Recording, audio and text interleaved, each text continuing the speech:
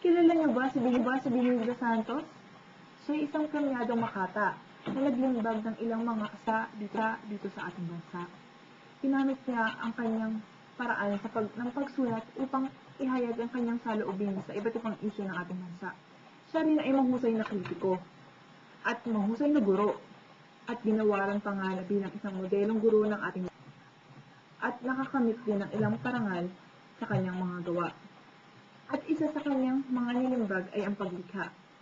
Ito ay isang tula, bibigay dahilan kung bakit ang mga manunulat ay patuloy na sumusulat. Paano nila paghirapan ang bawat gawa upang maging makahulugan sa bawat isa sa ating mga mambabasa.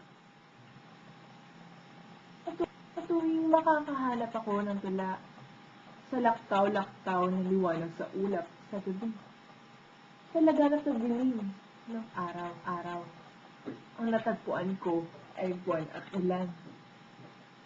Sa mukha ng buwan, nababasa ko ang paglusong at pag-ahon, ang pagkukubli at paglalantad, at ang himala, ang pagiging malinis na ustisya ng langit, sa kabila ng maraming pilat.